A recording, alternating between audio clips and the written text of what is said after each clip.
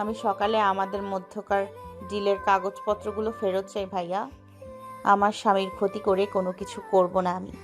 আপনি আমাকে সকালের কাগজগুলো ফেরত দিন প্লিজ। আপাতত কোনো চুক্তিতে যেতে চাই না আমি।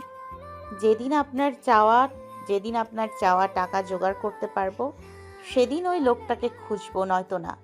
তারপরেও আমি আমার স্বামীর কিডনি দিয়ে কোনো রকম চুক্তিতে জড়াবো না। মায়া হৃদের দিকে এগিয়ে আস্তে আস্তে দৃঢ়তা দেখিয়ে কথাগুলো বলল। হৃদ শুজ পড়তে পড়তে মায়ার কথাগুলোর যথাযথ অর্থ বুঝতে চাইল। ডিলের নামে করে হৃদ যে সকালে মায়ার থেকে কায়দা করে কাগজগুলোতে সাইন নিয়েছিল, তার সবগুলোই তো ছিল তাদের বিয়ের রেজিস্ট্রি পেপার আর কিছু বিয়ের সত্যায়িত প্রমাণপত্র। কোনো কিছুই তো চুক্তিপত্র ছিল না। এখন এই বোকা মেয়েকে কে বোঝাবে সেই কথা? এই নারী বুঝবে হৃদ কি এখন নিজের কিডনি বিক্রি করবে নাকি আজব? হৃদ মায়ার কথাই তেমন পাত্তা দিল না। শুনতে না পাওয়ার মতো করে সুস করে উঠে দাঁড়ালো। মায়াকে আদেশ করে বলল, ফ্রিজ থেকে ঠান্ডা পানি নিয়ে আসো। হৃদের হুটহাট আদেশে মায়া বিরক্তির সাথে সাথে উপচে পড়ার রাগও হলো। মায়ার সিরিয়াস মোমেন্টে হৃদের হেয়ালি আদেশ ওর গা জ্বলে উঠল রাগে। তারপরও সেটা চেপে গেল, প্রকাশ করলো না, কারণ এই মুহূর্তে মায়া হৃদের কাছে ধরা। ডিলের কাগজগুলো নিতে হলে অবশ্যই মায়ার হৃদের আদেশগুলো শুনতে হবে। মায়া তাড়াহুড়ো করে হৃদের দিকে না এগিয়ে উল্টে হাঁটলো কিচেন দিকে। মায়ার কিচেন থেকে যেতে দেখে হৃদ পকেটে হাত গোজালো। ছোটখাটো একটা নীল ডায়মন্ড বক্সে বের হয়ে আসলো। তাতে সকালে দুজনের বিয়ে হয়েছে, অথচ হৃদের এখনো মায়াকে তেমন কিছুই দেওয়া হয়নি। কাবিননামার মূল্য যদিও উসুল করে বিয়েটা করেছিল হৃদ, কিন্তু এত কিছু আপাতত বউকে বলা যাবে না। দেখা যাক এই লুকোচুরি খেলাটা আর কতদিন এইভাবে চলে। এই হাইড এন্ড সি খেলার শুরু তার বউ করেছিল, এবার শেষটাও তার বউকেই করতে হবে। হৃদ এই ব্যাপারে কোনো সাহায্য করবে না বউকে। যেভাবে হারিয়ে গিয়েছিল হৃদকে না বলে, ঠিক সেভাবে বউ তাকে খুঁজে বের করতে হবে। ততদিন হৃদ শুধু তৃতীয় পক্ষের ভূমিকা পালন করবে এই বিষয়ে। হৃদ হাতের বক্সটার দিকে এক পলক তাকালো। বউকে দেখার জন্য আপাতত দুটো জিনিস আছে হৃদের কাছে, তার মধ্যে একটা হলো তার হাতের এই বক্সটা, কিন্তু সেটা এই মুহূর্তে দিলে গেলে তার বউ বেশ উল্টোপাল্টা প্রশ্ন করবে তাকে, যার উত্তর এই মুহূর্তে হৃদের কাছে নেই। হাতের মুঠোই বক্সটা চেপে হৃদ সামনে তাকালো। মায়াকে দেখলো হৃদের জন্য পানি নিয়ে এগিয়ে আসতে। দুজন মুখোমুখি হতেই মায়া হৃদের দিকে পানির গ্লাসটা এগিয়ে দিতে দিতে আওড়ালো, নিন। খাও। হৃদের আদেশে মায়া চমকে উঠে অবুঝ গলায় বলল, আমি আমি কেন? এটা তো আপনার, আপনি খান, নিন। কুইক। মায়া একটু আমতা আমতা করলো। তারপর হৃদের আদেশ অনুযায়ী তরতর করে সবটা গ্লাসের পানি এক চুমুকে শেষ করে হাতে নিল গ্লাসটা। ঠান্ডা পানিটা গলা দিয়ে নামার সময় মায়ার মনে হয়েছিল এই মুহূর্তে এই পানিটুকু সত্যি মায়ার বড্ড দরকার ছিল। তৃষ্ণায় কেমন গলা শুকিয়ে গিয়েছিল। টেনশনে, দুশ্চিন্তার, অস্থিরতার জন্য মায়া এতক্ষণ যাবৎ ঠাউর করতে পারেনি। কিন্তু হৃদ কিভাবে টের পেল মায়ার তৃষ্ণা শুকিয়ে যাওয়া গলাটা সম্পর্কে? মায়ার জানা নেই, আর না জানতে চাই। তবে এই মুহূর্তে হৃদকে একটা ধন্যবাদ দিতে দরকার বলেই মায়া ছোট করে বলল। ধন্যবাদ। হৃদ হালকা ঝুঁকে সোফা টেবিলের উপর থেকে ফ্ল্যাটে চাবির রিংটা হাতে নিতে নিতে মায়ার মুখে ধন্যবাদ শব্দটা শুনলো। তাতে হ্যাঁ বা না তেমন কিছুই বলল না, কেবল চাবির রিং হতে একটা এক্সট্রা চাবি খুলে হাতে নিল, আর সেটা মায়ার দিকে এগিয়ে দিতে দিতে বলল, এটা তোমার, টেক দিস। বিষণ্ণে মায়া চমকিত চোখে হৃদের হাতের দিকে তাকিয়ে নিজের হাতের পানির গ্লাসটা টেবিলের উপর রেখে চাবিটা নিল। বড় সাইজের একটা চাবি কাঠি, সেটা উল্টে পাল্টে দেখে হৃদের উদ্দেশ্যে বলল, এটা কিসের চাবি? এই ফ্ল্যাটের। তো এটা আমাকে দিচ্ছেন কেন? এটা দিয়ে আমি কি করব?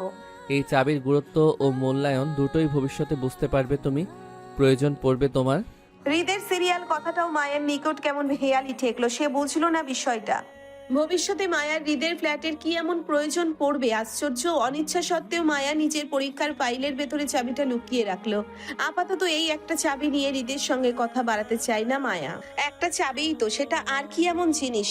লোহার একটা ছোট্ট পদার্থ, ফেলে দিলেই শেষ। হৃদের হাতে মায়ার জন্য আনা দ্বিতীয় উপহারের বক্সটা সেটা আর দিল না, বরং অতি সন্তর্পণে পকেটে ঢুকিয়ে ফেললো। হঠাৎ মনে হওয়ার মতন করে তাড়াহুড়ো মায়া বলল, ভাইয়া প্লিজ আমাকে ডিলের কাগজগুলো ফেরত দিয়ে দিন। আমি কোনো ডিলে যেতে চাই না। মায়া কথায় হৃদ বাম হাতের সময়টা দেখে নিয়ে পকেটে দুহাত গোজাতে গোজাতে বলল, তুমি কিছু বললেই যে আমাকে সেটা শুনতে হবে এমনটা তো ডিল হয়নি। কাগজপত্রগুলো অলরেডি কোর্টে সাবমিট করা হয়ে গেছে। ডিল ক্যান্সেল করা যাবে না। তুমি এখন আসতে পারো, আমি বেরোবো। হৃদ মায়ার কৌশলে এড়াতে চেয়েছিল তড়িয়ে গিয়ে, কিন্তু মায়া বের হলো না। স্বামীর জন্য মায়ার অনাকাঙ্ক্ষিত ভাবে কারো দিশেহারা ছটফটে কারণ হতে পেরে হৃদ ভেতরে অদ্ভুত আনন্দ বোধ করলো। খুব কাছ থেকে মায়ার ছটফট দেখতে পারছে হৃদ, আর সেটাই যেন হৃদের পৈশাচিক আনন্দের কারণ হলো। কিন্তু হৃদের পৈশাচিক আনন্দ বেশিক্ষণ টিকলো না। মায়ার পরবর্তী আচরণে হৃদ ডিল ক্যান্সেল করতে অস্বীকার করাতে দিশেহারা হলো মায়া।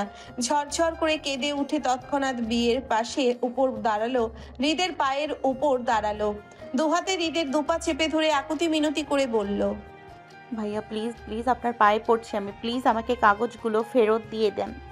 লোকটা এসবের কিছু জানে না। আমি লোকটার ক্ষতি করতে কোনো ডিল করিনি। আমার দ্বারা ওনার কোনো ক্ষতি হলে সেটা আমি সহ্য করতে পারবো না, মরে যাব। ভাইয়া প্লিজ আপনি লোকটার কোনো ক্ষতি করবেন না, লোকটার কিডনিও নেবেন না। প্লিজ আমাকে ডিলের কাগজগুলো ফেরত দিয়ে দিন, প্লিজ প্লিজ। হৃদ হতভম্ব, ভীষণ হতবাক, স্তব্ধতা ন্যায় হতবুদ্ধি হয়ে ঠাই জায়গায় দাঁড়িয়ে। মায়া হুট করে হৃদের পায়ে পড়ে যাবে এমনটা হৃদের ঘুণাক্ষরেও ধারণাতে ছিল না। মায়া কান্না আহাচারিতে হৃদের মনটা হুট করেই কেমন নরম আর শীতল হয়ে গেল। বউয়ের ভালোবাসায় ভিতরটা ঠান্ডা অনুভব করলো। হৃদ ভাবলো সে হয়তো একটু বেশিই করে ফেলেছে, বউয়ের অনুমতি নিয়ে খেলা ঠিক হয়নি। সত্যিটা বলে দেওয়া উচিত ছিল। হৃদ কোমল হাতে মায়ার বাহু চেপে দাঁড় করালো। মায়া তখনও হৃদের মুখোমুখি দাঁড়িয়ে হাত জোর করে আকুতি মিনতি করে কাঁদছে ওর স্বামীর কোনো ক্ষতি না করতে, ডিলের কাগজগুলো মায়াকে ফেরত দিয়ে দিতে। হৃদ ঠোঁট গোল করে ভিতরকার অস্থির নিঃশ্বাস ছাড়লো। কপালের একপাশ চুলকে মায়ার ক্রন্দনরত মুখটার দিকে তাকালো। স্বামী হিসেবে হৃদ নিজের পরিচয় এই মুহূর্তে দিলে মায়া সেটা কিভাবে গ্রহণ করবে তাও খানিকটা ভাবলো। হৃদ নিজের সংশয় দূর করে মায়ার হিজাবের উপর দিয়ে মাথায় নিজের ডান হাতটা রাখলো। স্বামী হিসেবে অধিকার খাটিয়ে এই প্রথম হৃদ মায়াকে স্পর্শ করলো।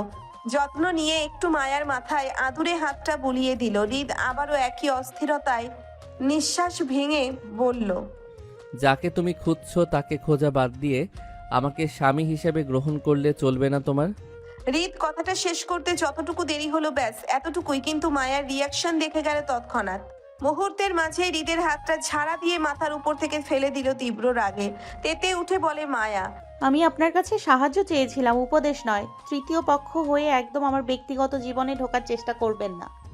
আমি কাকে খুঁজবো কাকে খুঁজবো না সেটা আমার ব্যক্তিগত মতামত হবে, আপনার না। আমাকে দুর্বল ভেবে একদম সুযোগ নেওয়ার চেষ্টা করবেন না। আমি ওই টাইপের মেয়ে নই যারা আপনার রূপ আর টাকা পয়সা দেখে আপনার পেছনে ঘুরে বেড়ায়। আর না আমার ভালোবাসা তো ঠুকনো যে কারোর কথায় নিজের স্বামীকে বাদ দিয়ে অন্য কাউকে গ্রহণ করব। একদম নিজের লিমিটে থাকবেন। আমার আপনাকে পছন্দ না। মায়ার রাগ, মায়ার দৃঢ়তা হৃদকে ক্ষুদ্র করার কথা ছিল, কিন্তু হৃদ মুগ্ধ হতে গিয়েও নড়ে উঠল। হৃদ যে মায়াকে বোঝাতে চেয়েছিল সে মায়ার স্বামী হয়, এই কথাটা তো মায়া মানতেই নারাজ। বিশ্বাস করবে এক কখন? হৃদের মস্তিষ্ক হঠাৎ করে জ্বলে উঠল কিছু একটা আপত্তি জানিয়ে। মায়া নিজের স্বামীকে যতটা পাগল পাগল হয়ে ভালোবাসে ঠিক ততটাই হৃদকে অপছন্দ করে। এতটাই অপছন্দ করে যে হৃদ মায়ার স্বামী হতে পারে এটা এই মেয়ে কল্পনাতেও রাখেনি। হৃদ তো শুধু প্রাথমিক অবস্থায় এই মেয়েকে একটু করে বোঝাতে চেয়েছিল হৃদ মায়ার স্বামী হতেও পারে। পুরোপুরি হৃদ সত্যটা বলেনি, অথচ মায়া অল্প কথা শুনে রিয়াক্ট করলো। হৃদের কথাটা বিশ্বাস করা তো দূর, উল্টে ভুল বুঝে বসলো। এই ভেবে হৃদ তার বউয়ের সুযোগ নিচ্ছে। আজব, সে সুযোগ কেন নিবে? মেয়েটি তার বউ হয়। যদি হৃদের কখনো মনে হয় তার বউকে দরকার, তাহলে সে সোজা বেডরুমে গিয়ে ফেলবে এই মেয়েকে। তারপরও ভাওতাবাজি করে বউকে ছুবে না সুযোগ নেওয়ার উদ্দেশ্যে। এমনটা করা হৃদের দরকারও নেই। হৃদের মনে তীব্র প্রশ্ন জাগলো, আচ্ছা এই মেয়ে যখন জানতে পারবে হৃদ মায়ার স্বামী হয় তখন কি করবে? এত এত ভালোবাসা থাকবে তো এই নারী তার প্রতি? নাকি হৃদ এই নারীর স্বামী হয় বলে সে এত ভালোবাসাকে মুহূর্তেই ঘৃণায় রূপান্তরিত করবে, দূরে সরে যেতে চাইবে হৃদ থেকে? অসম্ভব। হৃদ এত সহজে ছেড়ে দিবে বউকে? তাকে এত আগ্রহ নিয়ে পাগল বানিয়ে শেষে কিনা ছেড়ে যেতে দিবে এই নারীকে? অসম্ভব। জানে মেরে ফেলবে না সে এই নারীকে, তারপরও ছাড়বে না। এতক্ষণের ভালো লাগাটুকু হুট করেই কেমন বিতৃষ্ণা ঠেকলো হৃদের নিকট। মায়ার শক্ত অনলের দিকে তাকিয়ে হৃদ তেতো গলায় বলল, নিজের লিমিটেই আছি আমি, এমনটা যাতে না হয় তুমি নিজের লিমিট ক্রস করে একটা অপছন্দের মানুষের সাথে নিজের সারাটা জীবন শেয়ার করতে হলো। আপনার সাথে আমার একটা চকলেট পর্যন্ত শেয়ার করব না। জীবন তো দূর। শুধু চকলেট না, নিজের সব কিছুই আমার সাথে শেয়ার করবে তুমি, তাও স্বেচ্ছায়। I promise. অসম্ভব। অসম্ভব বলতে কিছু নেই, তোমার বাসরেও আমাকে পাবে, তোমার বাচ্চাদের বাপও আমি হব।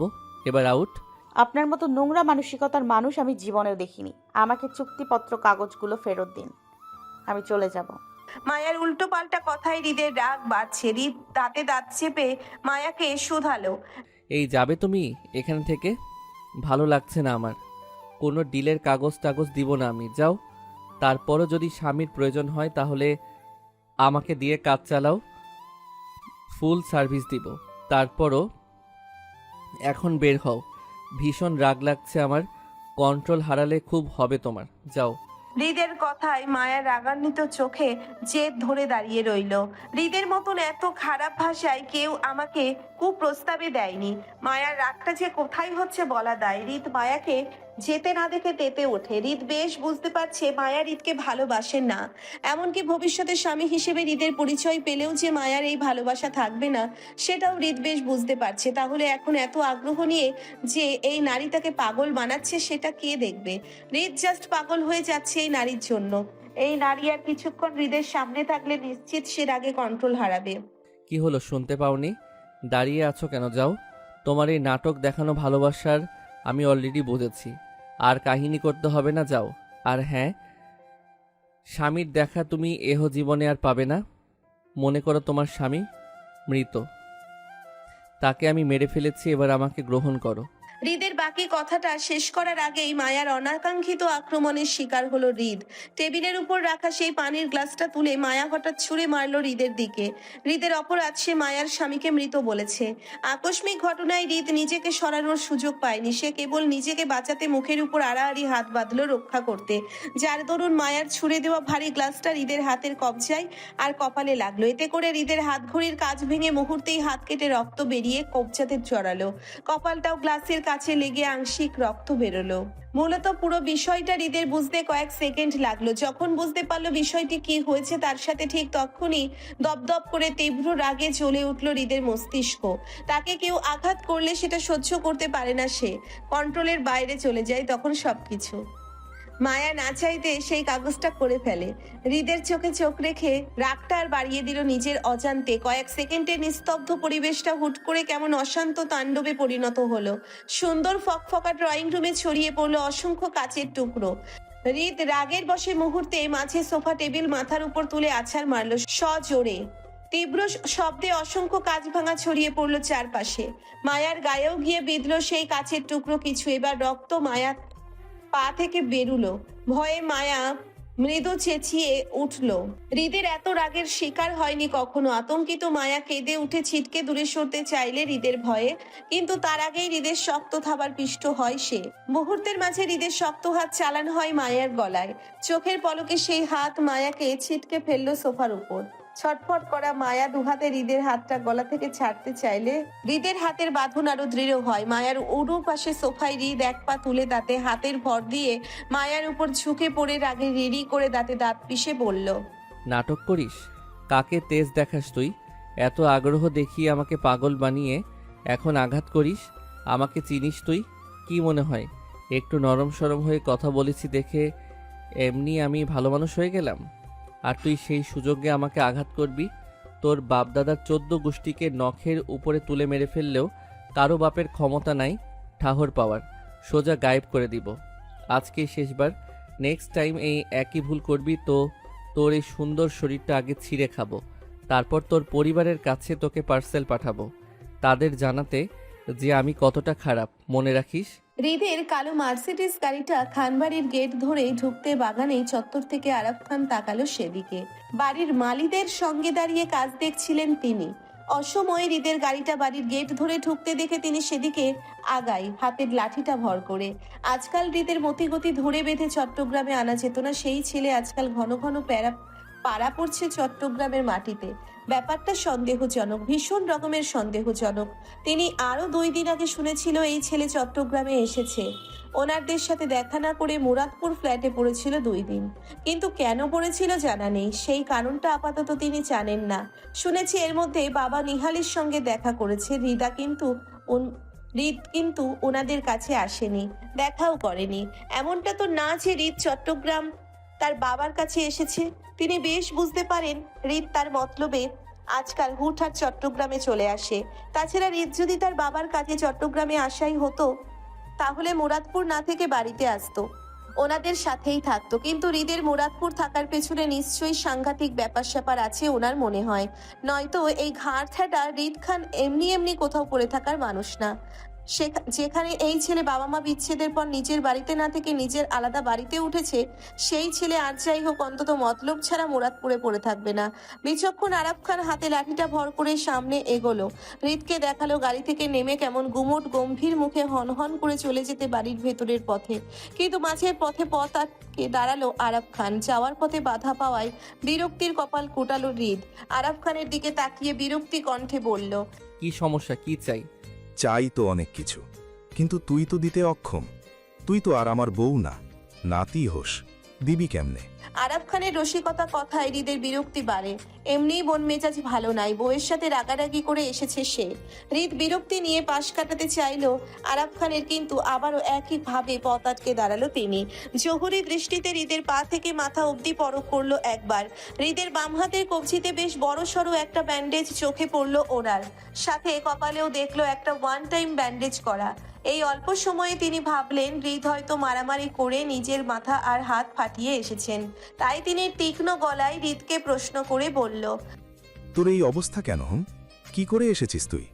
হৃদের সোজা সাপটা উত্তর। বিয়ে করে এসেছি। আরাফ খান বলতে দেরি, কিন্তু হৃদের তৎক্ষণাৎ উত্তর আসতে দেরি হলো না। চট করে নির্লিপ্ত গলায় বলে ফেললো কথাটি। হৃদ স্পষ্টভাষী, সে কখনো কোনো কথা মিথ্যা বা লুকোচুরি করে না, আর না কাউকে পরোয়া করে। স্থানকাল মানুষভেদ করেও সে সর্বদা স্পষ্ট ভাষায় কথা বলতে পছন্দ করে, বলেও। আরাফ খান জানেন হৃদ স্পষ্টভাষী, সর্বদা সত্য কথা বলে। তারপরও তিনি হৃদের এই বিয়ে করে এসেছি এই কথাটা বিশ্বাস করলেন না। বিশ্বাস না করার পিছনে অবশ্য কারণ আছে। বিগত কয়েক বছর ধরে হৃদকে বিয়ের জন্য চাপ দিচ্ছেন ওনারা, কিন্তু সে রাজি নয়। এমনকি হৃদ বিয়ে করবে না বলে এই নিয়ে বাসায়ও তুমুল হুলুস্থুলুস পাকিয়েছিল, কত কাহিনী করলো হৃদ বিয়ে করবে না বলে। সেই জন্যে তো বাধ্য হয়ে হৃদ থেকে 3 বছরের ছোট 27 বছরের ফাহাদকে বিয়ে করালো, নয়তো হৃদকেই আগে বিয়ে করাতেন ওনারা। এখন এত কাহিনীর পর যদি হঠাৎ করে হৃদ এসে বলে সে বিয়ে করে এসেছে, তাহলে ওনারা বিশ্বাস করবে না, এটাই স্বাভাবিক। হলেও তাই আরাফ খান হৃদের বিয়ের কথাটা একরত্তিও বিশ্বাস করেননি। উল্টে তিনি ভাবলেন হৃদ ওনার সাথে হেয়ালি করছে, সেই জন্যে তিনিও হৃদের সাথে বেহেয়ালিপানা করেই বলে, বিয়ে করে এসেছিস ভালো কথা, কিন্তু তোর এই অবস্থা কেন? বিয়ে করতে কি আর যুদ্ধ করা লাগে নাকি? আঘাত পেয়েছিস কিভাবে? আবারও হৃদের দায়সারা উত্তর আসলো, বউ মেরেছে। বউ মেরেছে? আরে সাবাস, বউয়ের হাতের মার খেয়ে এসেছিস অবশেষে। আমার তো গর্ববোধ হচ্ছে তোর বউয়ের উপর হৃদ। বাপরে, কি সাংঘাতিক ব্যাপার স্যাপার! হৃদ খানকেও কেউ পিটায়। তোর বউকে তো আমার একটা ধন্যবাদ দেওয়া দরকার হৃদ। বাঘিনীর বাচ্চা সে, তোকে মারার মতো দুঃসাহসিক কাজটা সে করে ফেললো। আরাফ খানের কৌতুক কথায় দাঁতে দাঁত চাপলো হৃদ। রাগ বাড়ছে, সেই জন্য চোয়াল শক্ত হচ্ছে জেদের। সামনে থেকে সরো দাদা ভাই, ভালো লাগছে না। হৃদ আবারও পাশ কাটাতে চাইলে ফের বাধা দিল আরাফ খান। তিনি যেন আজ শপথ করেছে হৃদকে সর্বোচ্চ বিরক্ত করবে। তিনি হৃদের পথ আটকে দাঁড়াতে দাঁড়াতে একইভাবে খোঁচা মেরে বলল, আমাকে তোর ভালো লাগবে না এটাই স্বাভাবিক। আমি কি আর তোর বউ লাগি যে আমাকে তোর ভালো লাগবে? ভালো লাগার মানুষের কাছে তো মাইর খেয়ে এসেছিস। আর কি চাই বল? এমন বউ সোহাগার স্বামী কতজন হতে পারে? তুই তো সাংঘাতিক কপাল নিয়ে জন্ম নিয়েছিস হৃদ। সোজা স্বামী পেটা বউ পেয়েছিস, তোর ভাগ্যটা ভালো বুঝলি। আমাদের বউ তো খালি আদর করে, মারে না। আরাফ খানের খোঁচা মারা হেয়ালি কথায় হৃদ দাঁতে দাঁত পিষে জোরপূর্বক আরাফ খানকে পাশ কাটিয়ে হনহন করে চলে গেল বাড়ির ভেতরে। হৃদকে চলে যেতে দেখে বৃদ্ধ বয়সের ঝুলন্ত চামড়ায় সুন্দর হাসলেন তিনি। হৃদের চলে যাওয়ার দিকে হাসতে হাসতে ঘুরে সামনে তাকাতে তক্ষুনি চোখে পড়ল আসিফকে। হৃদের গাড়ি পার্কিং করে এদিকটাই আসছে, কিন্তু আসিফের ভাবভঙ্গিমা এমন যেন সে চুরি করে ধরা পড়ে যাওয়ার ন্যায় অবস্থা। আরাফ খান তীক্ষ্ণ দৃষ্টি ফেলে আসিফের চোরের মতন মতিগতিটা চট করে ধরে ফেললো। আসিফ যে ওনার হাত থেকে রক্ষা পাওয়ার জন্য এমন চোরের মতন পলায়ন করতে চাইছিল, সেটা বুঝতে পেরেই তিনি আসিফের ভয়টা আরো বাড়িয়ে দিয়ে তক্ষুনি হাঁক ছেড়ে রাখলো আসিফকে। এই হৃদ ভাইয়ের বলো এদিকাই। আসিফ থমথমে মুখে আরাফ খানের দিকে এগিয়ে আসলো। পালাতে গিয়েও আরাফ খানের চোখে ধরা পড়ে যাওয়ায় আসিফ বোকা হাসলো। মাথা চুলকাতে চুলকাতে আরাফ খানের সামনে দাঁড়াতেই তিনি সন্দেহভাজক দৃষ্টিতে আসিফকে পরখ করে বলল, কি ব্যাপার, কাহিনী কি বলো তো? আজকাল ঘন ঘন কি করিস তোরা চট্টগ্রামে? কি চলে তোদের? আসিফ বোকা হেসে উত্তর করে বলল, কিছু চলে না দাদা ভাই, এমনি এমনি কাজে এসেছিলাম আমরা। কি কাজে আসলি শুনি? তো হৃদ ভাই যে বলে গেল সে বিয়ে করেছে, ঘটনা কি সত্যি? আসিফ একইভাবে বোকার মতো বলল, রিত ভাই বলেছে এমনটা, যদি বলে থাকে তাহলে হবে হয়তো সত্য, আমি কিছু জানি না। সারাদিন তো থাকিস হৃদের সাথে বলদের মতন, আবার বলছিস জানিস না কিছু। সত্যি করে বলতো তোদের মধ্যে কি চলে? আমার তো তোদের দুজনকে কেমন সন্দেহ সন্দেহ লাগে। কোনো সম্পর্ক টম্পর্কে জড়িয়ে পড়িসনি তো তোরা আবার? ছিটকে দূরে সরে যাওয়ার মতন পিছু হাঁটলো আসিফ। নাক মুখ কুচকে আহাজারি করার মতন করে বলল, আস্তাক ফিরুল্লাহ নাউজুবিল্লাহ, কি বলেন এসব দাদা ভাই?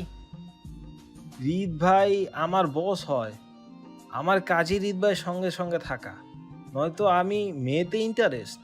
তোদের ইন্টারেস্ট বুঝবো কেমনে? হ্যাঁ, কোনো দিন তো দেখলাম না দুই বলদের এক বলদ ও একটা মেয়ে পটাইতে। খালি বলদের মতন সারাদিন একজন আরেকজনের নাম ডাকিস। তুই জপিস হৃদ ভাই করে, আর হৃদ ভাই আশিফ আশিফ করে মরে। এখন আমরা তোদের প্রেমিক প্রেমিকা মনে করতেই পারি। নাউজুবিল্লাহ, কথাবার্তা বললেন না দাদা ভাই, রিত ভাইয়ের ভাবি আছে, ভাই শুনলে আমাকে ছাড়বেন। হৃদ ভাইয়ের ভাবি আছে মানে? হৃদ কি ভাবিতে ইন্টারেস্টেড নাকি? আমতা আমতা করে আসিফ বলল। না মানে রিত ভাইয়ের ভাবির সাথে সম্পর্ক আছে। আরাফ খান অবাক হওয়ার মতন করে বলল, কি বলিস এসব? হৃদ শেষমেশ কোন ভাবের সাথে সম্পর্ক জড়ালো আশিফ? ওটা কার ভাবের সাথে পরকীয়া করছে হৃদ? ভয়ে ভয়ে ভেতরটা মোচড় দিয়ে উঠলো আসিফের। কথায় কথায় সে অনেক কিছু বলে ফেলেছে আরাফ খানকে। যদি এসব কথা হৃদের কানে যায় তো আসিফকে আস্ত রাখবে না। হৃদ পছন্দ করে না ওর পার্সোনাল লাইফ সম্পর্কে কাউকে শেয়ার করা। আসিফ আরাফ খানের কথার ফ্যাসাদে পড়ে কিভাবে যে মুখ ফসকে কথাগুলো বেরিয়ে গেছে। এখন আসিফ যদি আর কিছুক্ষণ আরাফ খানের সম্মুখে দাঁড়িয়ে থাকে তাহলে তিনি খুঁচিয়ে খুঁচিয়ে বাকি কথাগুলো আসিফের পেট থেকে বের করবেন নিশ্চিত। আসিফ নিজেকে বাঁচাতে হঠাৎ করে দৌড় লাগালো বাড়ির ভেতরের দিকে। আকস্মিক ঘটনায় হতভম্ব হয়ে যায় আরাফ খান। তিনি যখন বুঝতে পারেন আসিফ ওনার থেকে বাঁচতে দৌড় লাগিয়েছে, ঠিক তক্ষুনি আসিফের যাওয়ার পথে খানিকটা উছিয়ে উঠলেন তিনি। বললেন, আরে বলে তো যা, হৃদ কার বউয়ের সাথে পরকীয়া করে বেড়াচ্ছে? মেয়েটা কে? আসিফ দৌড়ে পালাতে পালাতে খানিকটা চেঁচিয়ে জানালো, মেয়ে আপনাদের আত্মীয়ই হয় দাদা ভাই। আত্মীয় কথাটা মাথা আসতেই আরাফ খানের মাথায় প্রথমেই শশীর নামটা ঢুকলো। মেয়েটার সাথে হৃদের সম্পর্কে কথা শুনেছিল ওনারা আরো কয়েক বছর আগে। দুজনকে বিয়েও দিতে চেয়েছিল ওনারা, কিন্তু শশীর বয়স কম হওয়ায় বা শশীর পড়াশোনা শেষ হয়নি বলে বিয়ের আর হয়নি। তারপর কি হলো কি জানি, হৃদ বিয়ে করবে না বলে একেবারে বেঁকে বসলো। আরাফ খানের মনে হলো হৃদ আবারও হয়তো শশীর সাথে প্রেমের সম্পর্কে মজেছে। যদি তাই হয় তাহলে এবার দুটোকে ধরে হাতে হাতে বিয়েটা সেরে ফেলবেন ওনারা। বহমান নদীর স্রোতের মতোই সময় তার নিজস্ব গতিতে যাচ্ছে। হৃদ মায়ার উপর রাগ নিয়ে চট্টগ্রাম শহর ছাড়লো আজ গোটা 35 দিন হলো। এতে মায়ার অবশ্য ভাবান্তর নেই। সে হৃদের জন্য মোটেও চিন্তিত নয়, বরং সে সেদিনের পর নিখোঁজ স্বামীকে নিয়ে বেশ চিন্তিত। হৃদ চুক্তিপত্রের কাগজগুলো মায়াকে ফেরত দেয়নি, উল্টে মায়াকে হুমকি ধামকি দিয়ে শাসিয়ে গেল। এখন মায়ার ভয় হয় যদি হৃদ কোনোভাবে মায়ার নিখোঁজ স্বামীর ক্ষতিটতি করে বসে তো। মায়ার নিজের স্বামীর জন্য অস্থির উন্মাদনা হয়ে সেদিন হৃদের হাতে মার খেয়ে বাসায় এসে প্রথমে নিজের স্বামীকে ফোন দিয়েছিল খোঁজ নিতে। হৃদ মায়ার স্বামীর ক্ষতি করার আগেই সাবধান করতে চেয়েছিল লোকটাকে, কিন্তু আফসোস মায়ার ফোন কলই সেদিন হতে আজ পর্যন্ত লোকটা রিসিভ করেনি, আর না কল ব্যাক করেছে। মায়া জানে না কেন লোকটা মায়ার কল রিসিভ করেন না। মায়া মনে করলো সেই প্রথম রাতে ও লোকটার সাথে রাগারাগি করে অনেক কিছু বলে ফেলেছিল, বিধায় এখন মায়ার স্বামী অপমানিত হয়ে ওর কল রিসিভ করছে না। আসলে দোষটা মায়ারই। মায়া বাড়াবাড়ি করে অনেক কথা বলে ফেলেছিল সেদিন। প্রথম ফোন আলাপে এত বাজে ব্যবহার করা ঠিক হয়নি মায়ার। মায়া কষ্ট বাড়ে, সেই সাথে সঙ্গী হয় কান্না। দিশেহারা মায়া হঠাৎ করেই কেমন যেন উদাসীন হয়ে পড়লো সবকিছুর উপর। কিশোরী মনটাকে বোঝাতে না পেরে প্রায় প্রতিদিন নিখোঁজ স্বামীর খোঁজ নিতে কল দেয় হৃদকে। ব্যাপারটা স্বাভাবিক হলে হয়তো হৃদ মায়ার কল রিসিভ করতো, স্বাভাবিকভাবে অপরিচিত থেকেই বউয়ের সাথে ফোনালাপ চালাতো। কিন্তু বিষয়টা হৃদের কাছে স্বাভাবিক ঠেকলো না। যবে থেকে বুঝতে পারলো মায়া হৃদকে নিয়ে পজিটিভ কিছু চিন্তা করছে না, তবে থেকে সে অস্থির হলো। হৃদ মায়ার স্বামী হয়, এই সত্যটা যদি মায়া কখনো জানতেও পারে তাহলে সে হৃদকে স্বামী হিসেবে মানতে নারাজ হবে, তার থেকে তালাক চাইবে। এই কথাটা হৃদের মাথায় আসতেই হৃদের শরীর রাগে টকবগিয়ে উঠে তিরতির করে। এই রাগের জেদে হৃদ মায়ার কোনো ফোন কল রিসিভ করে না, আর না কল ব্যাক করে, বরং হৃদ ইচ্ছে করেই মায়াকে ইগনোর করে। হৃদ শুরু থেকে মায়ার সাথে সম্পর্কে জড়াতে চায়নি, বরং তার অজানা বউ সম্পর্কে প্রথমে জানার কোনো ইন্টারেস্ট ছিল না। কিন্তু হঠাৎ করে মায়াকে প্রথম দেখে সে সন্দেহের বশে অজানা বউয়ের খোঁজ করলো। তারপর বউয়ের হদিশ না পাওয়ায় হৃদ এক প্রকার জেদ নিয়েই বউকে খুঁজে বেড়ায়। খুঁজে খুঁজে যখন হৃদ দিশেহারা হয়ে উঠছিল বউকে না পেয়ে, তখন হৃদের মনে অজানা অচেনা বউয়ের প্রতি অস্থির টান আর প্রচুর ইন্টারেস্ট জন্ম নিল। তারপর সেই ইন্টারেস্ট থেকেই আজ এই পর্যন্ত এসে দাঁড়ালো। অবশেষে বউকে খুঁজে পেল। কোনো এক অজানা অধিকার নিয়েই বউকে খুঁজে পাওয়ার প্রথম দিনই থাপ্পড় মেরে বসলো রাগে। তারপর হৃদ কেমন কেমন করে যেন বউয়ের প্রতি নজর রাখতে শুরু করলো। বউয়ের চারপাশটা তার হাতের মুঠোয় রাখলো। তবে তখনও হৃদ বউকে নিয়ে শিওর ছিল না তারা ভবিষ্যতে একত্রে হবে কিনা, বা আদেও সে এই লুকায়িত সম্পর্কটার সাথে জড়াতে চায় কিনা। কিন্তু যবে থেকে বুঝতে পারলো বউ তার জন্য দিশেহারা অস্থির পাগল হয়ে আছে তারই খোঁজে, তবে থেকে হৃদের দৃষ্টি বদলায়।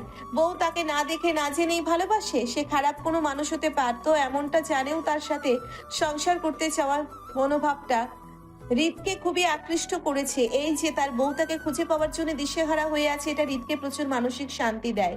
ভাবে তার বউ তাকে ভালোবাসে, আর বউয়ের এই ভালোবাসাটা অনুভব করতে গিয়ে কিভাবে যেন হৃদ বউয়ের মায়ায় পা পিছলে পড়ে যায় একেবারে নাম মুখ ডুবিয়ে। সেই মায়া কাটিয়ে ওঠার সাধ্য আর হৃদের নেই। হৃদ অনুভব করতে পারে তার বউয়ের প্রতি টানটা দিন দিন বেড়েই চলেছে। তার মনে হচ্ছে সে খুব শীঘ্রই এই বউয়ের জন্য পাগল টাগল হয়ে যাবে। এখন তার এমন একটা অবস্থা হয়েছে যে তার বউ যাই করুক না কেন সবই তার ভালো লাগে। মনে হয় তার সাথে এমন আধা পাগল বউটাকেই মানায়। জীবনে এন্টারটেইনমেন্টের জন্য হলেও এমন একটা আধা পাগল বউ থাকা জরুরি। এই যে তার বউ তাকে এত আগ্রহ নিয়ে দিনে দিনে অবসেশন জিদ্দি পাগল বানাচ্ছে, আর সে দুর্বল হার্টে পরিণত হয়ে পাগল হচ্ছে। এখন যদি শুনতে হয় তার বউয়ের ভালোবাসা মূলত তার জন্য নয়, তাহলে কেমনটা লাগে? কোনো স্বাভাবিক ব্যক্তিকে স্বাভাবিক থাকতে পারবে? অস্বাভাবিকের ন্যায় মাথা গরম হয়ে যাবে না? হৃদের অবস্থাও সেম। সে পারছে বউকে থাপড়িয়ে লাল লাল করে দিতে। বেয়াদব বউ একটা কপালে জুটেছে তার। এই বইয়ের জন্য সারাক্ষণ হৃদের মন মেজাজ গরম হয়ে থাকে। সে এমনিই রাগী রকচটা মানুষ, অল্পতেই রেগে যাওয়ার ব্যামো আছে। সেখানে বউটার জন্য মাথাটা তার আরো গরম হয়ে থাকে আজকাল। মনস্তাত্ত্বিক চিন্তা ভাবনায় হৃদ ফুস করে নিঃশ্বাস ফেললো। অফিস কক্ষে থাই গ্লাস ভেদ করে তাকালো ব্যস্ত শহরের দিকে। বউটার জন্য কেমন মন পুড়ছে তার, কিন্তু তারপরও সে নিরুপায়। সে বউকে নিজ থেকে ধরা দিবে না বলে জেদ ধরে বসে আছে, আর সেই জেদই এখন মন পুড়ছে। হৃদ হাতে হাতে ল্যাপটপের শাটার টেনে বন্ধ করলো। কিছুই ভালো লাগছে না বলে হৃদ উঠে দাঁড়াতে গিয়ে টেবিলের উপর রাখা অবহেলিত আধুনিক ফোনটা তক্ষুনি ভাইব্রেশন করে উঠলো। হৃদ উঠে দাঁড়াতে দাঁড়াতে সেদিকে তাকালো। চোখে ভাসমান হলো বেয়াদব বউ নামটি। হৃদ কলটি রিসিভ করলো না, বরং অবহেলিতভাবেই ফোনটা জায়গায় পড়ে থাকলো। সে আপাতত বউয়ের ফোন রিসিভ করবে না বলে জেদ করে আছে। যেভাবে হৃদের মনটা পুড়ছে ঠিক সেভাবে বউকেও তার দহনে পুরাবে বলে স্থির করলো। হৃদ ফোন রিসিভ না করায় মায়া উদাস মনে কান থেকে ফোন নামিয়ে টেবিলের উপর রাখলো। হতাশার ভারী নিঃশ্বাস ফেলে আবারও কল দিতে চাইলে পাশ থেকে বাধা দিল জুই। রাগান্বিত গলায় বলল, তুই এত আত্মসম্মান বোধ ছাড়া কিভাবে হলি ঋতু? একটা মানুষ তোর ফোন রিসিভ করে না, তারপরও বেয়ামি করে রোজ রোজ কল কেন দিচ্ছিস তুই? তোর লজ্জা থাকা উচিত। কলেজ ক্যান্টিনে দ্বিতলায় কোণের টেবিলে গোল হয়ে বসে চার বান্ধবী। মায়া মুখোমুখি জুই বসে কপট রাগ দেখিয়ে কথাগুলো বলল মায়াকে। মায়া জুইয়ের কথার উত্তর দিয়ে দৃঢ় মনে বলল, লজ্জা আত্মসম্মান বোধ দুটোই আছে আমার জুই, কিন্তু তাই বলে সব জায়গায় আত্মসম্মান বোধ দেখাতে নেই। বিশেষ করে একটা সম্পর্ক সুস্থ রাখতে গেলে মাঝে মধ্যে নিজের আত্মসম্মান বোধও খোয়াতে হয়। সব জায়গায় সব কিছু চলে না। আমার সম্পর্কটাও ঠিক তাই, ভীষণ নড়বড়ে একটা সম্পর্ক। তাই আমার অসুস্থ সম্পর্কটাকে আগে সুস্থ করি, তারপর না হয় আত্মসম্মান বোধটা দেখানো যাবে। শ্রম না করে ভালো ফসলের চিন্তা করা যেমন বোকামি, ঠিক তেমনই একটা সম্পর্কে ভালোবাসা তৈরি না করে তার উপর অভিমান করে আত্মসম্মান বোধ নিয়ে বসে থাকলে ওপাশের মানুষটা কখনো আমার কদর বুঝবে না। আমার কদর বা গুরুত্ব সম্মানের মানুষটাকে বোঝাতে গেলে আমাকে অবশ্যই সেই মানুষটাকে স্পেশাল ফিল করাতে হবে, তবেই না সে আমার জন্য পাগল হবে। এখন দুনিয়াটাই গিভ অ্যান্ড টেকের নিয়মে চলছে জুই। এক হাতে দাও তো অন্য হাতে নাও। তাই আমাকে কিছু পেতে হলে অবশ্যই কিছু দিতে হবে। আজ আমি তাকে পাত্তা দিচ্ছি, কাল সে আমাকে গুরুত্ব দেবে। এটাই তো নিয়ম, তাই না? মায়ার জ্ঞানী জ্ঞানী কথায় বেশ অসন্তুষ্ট হলো জুই। তারপরও রাগ রাগ নিয়ে বলল জুই,